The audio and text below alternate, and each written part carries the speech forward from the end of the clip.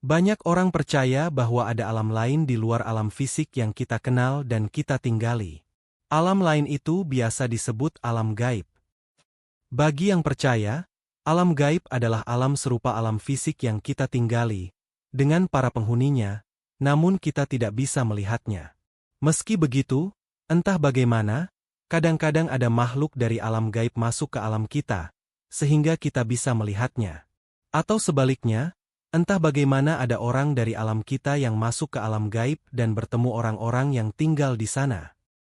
Kisah berikut ini menceritakan pengalaman beberapa orang yang masuk ke alam gaib dan berhasil keluar dari sana.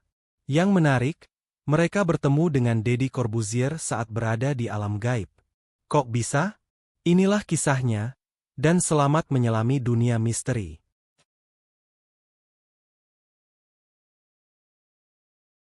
Farhan, Bayu, Amelia dan Utami adalah mahasiswa sekampus yang sering melakukan kegiatan bersama. Farhan adalah sahabat Bayu sejak awal kuliah. Belakangan, Farhan pacaran dengan Amelia, sementara Bayu pacaran dengan Utami. Karena itu, mereka berempat pun jadi sering bersama-sama, dari mengerjakan tugas kuliah sampai kencan bersama. Suatu minggu, mereka berempat berencana menikmati akhir pekan di Gua Sewu, sebuah lokasi wisata yang menyuguhkan banyak gua untuk dijelajahi. Sesuai rencana, Farhan dan Bayu menjemput Amelia dan Utami dari rumah mereka, sehingga orang tua Amelia dan Utami tahu kalau dua perempuan itu pergi bersama pacarnya. Ketika berangkat, mereka tampak baik-baik saja. Tetapi sejak itu, mereka lenyap. Tidak ada yang tahu apa yang terjadi pada Farhan dan Amelia serta Bayu dan Utami. Yang jelas, mereka tidak juga pulang sampai berhari-hari. Padahal, ketika berangkat dari rumah masing-masing, mereka mengatakan akan pulang sore atau malam hari. Tapi sorenya mereka tidak pulang. Ditunggu sampai malam, mereka belum juga pulang. Orang tua mereka masing-masing mencoba menghubungi ponsel 4 mahasiswa itu, tapi tidak ada yang aktif.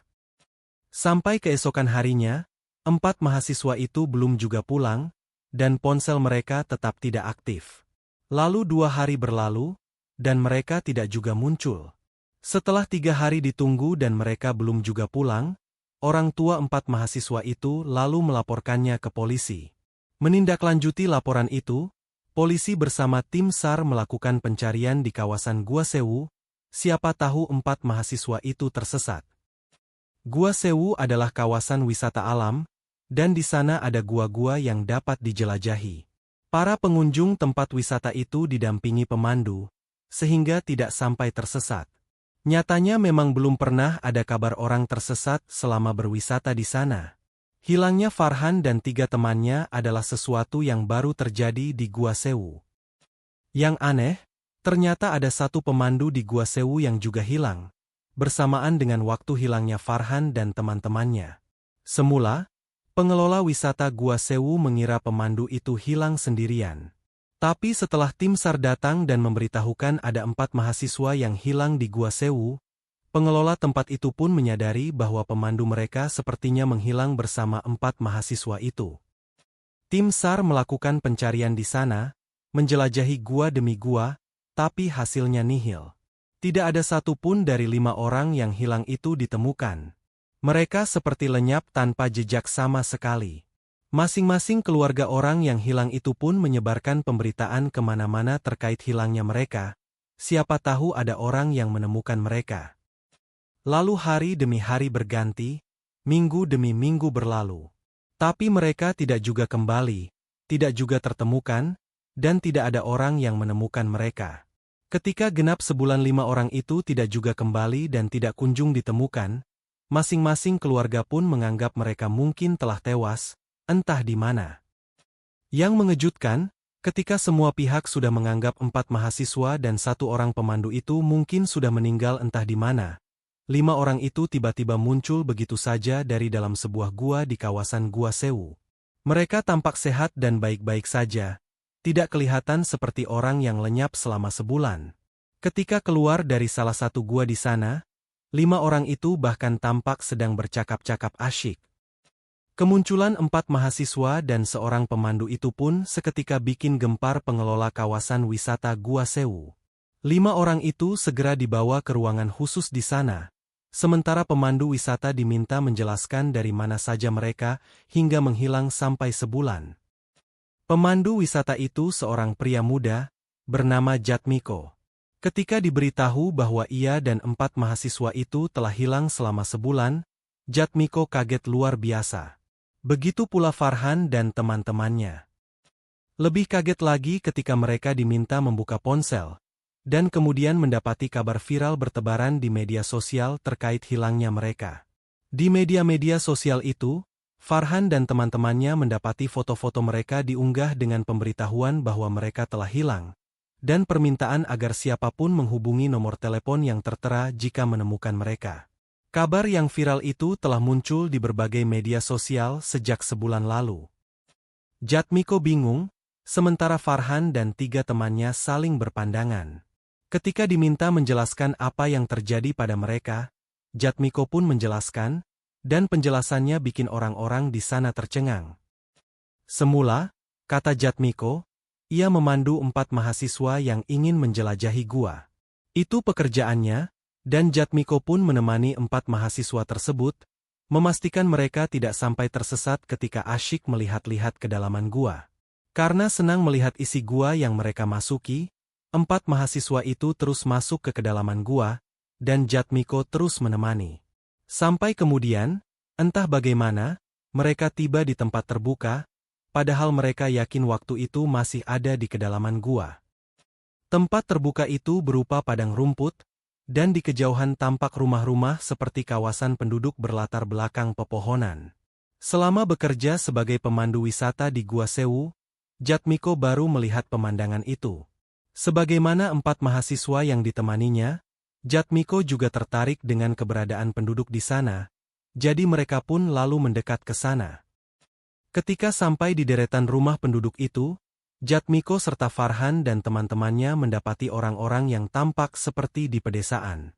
Ada yang sedang duduk-duduk di depan rumah sambil bercakap-cakap santai, ada yang sedang memetik bunga, ada yang sedang membuat sesuatu menggunakan cobek besar, dan lain-lain.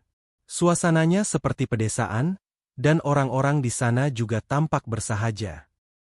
Yang membuat mereka sangat terkejut, di antara orang-orang yang mereka saksikan di sana ada seorang pria yang sangat mereka kenal. Pria itu berkepala pelontos, dan sangat mirip Deddy Corbuzier. Ia tampak sedang duduk sambil bercakap-cakap santai dengan 2 orang. Mereka pun mengira kalau Deddy Corbuzier mungkin sedang bikin suatu acara di tempat tersebut. Farhan memberanikan diri menyapa Deddy Corbuzier yang mereka temukan di sana, dan pria pelontos itu menanggapi dengan ramah. Mereka pun sempat bercakap-cakap, dan pria pelontos itu tidak keberatan saat diajak berfoto bersama. Jatmiko juga Farhan dan teman-temannya menggunakan ponsel untuk membuat foto-foto itu. Lalu mereka mengucapkan terima kasih, kemudian melangkah pergi dari sana. Jatmiko serta Farhan dan yang lain melanjutkan langkah, melihat-lihat deretan rumah di sana, menyapa orang-orang yang mereka temui, dan orang-orang itu membalas sapaan dengan ramah. Semuanya tampak wajar dan biasa, meski Jatmiko diam-diam takjub karena baru kali ini mendapati ada sebuah perkampungan yang tembus dengan salah satu gua di kawasan wisata Gua Sewu. Setelah puas jalan-jalan di perkampungan itu, Jatmiko menawari untuk kembali, dan Farhan serta yang lain setuju. Sepertinya hari mulai sore, dan sudah saatnya mereka pulang. Jadi mereka pun lalu berbalik, dan kembali menelusuri gua untuk keluar. Mereka akhirnya benar-benar keluar dari salah satu gua di kawasan wisata itu, dan mengira baru menghabiskan waktu beberapa jam di kedalaman gua tersebut. Namun mereka kemudian diberitahu kalau mereka sudah hilang selama sebulan. Jatmiko kaget luar biasa, begitu pula Farhan dan yang lain. Sebaliknya, ketika Jatmiko selesai bercerita, giliran orang-orang yang mendengarnya kaget luar biasa. Bagaimana bisa terjadi perbedaan waktu yang amat lama semacam itu?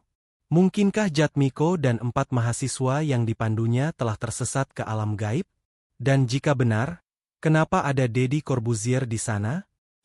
Teringat pada Deddy Corbuzier yang tadi mereka temui, Jatmiko lalu membuka ponselnya untuk melihat foto yang tadi ia buat.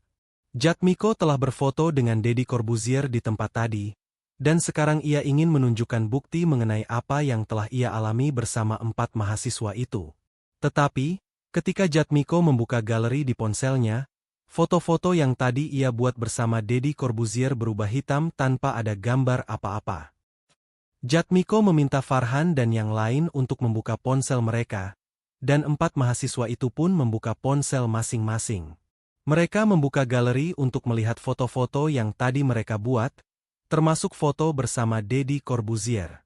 Tetapi, seperti yang didapati Jatmiko di ponselnya, foto-foto yang tadi mereka buat juga hanya tampak hitam tanpa ada gambar apa-apa.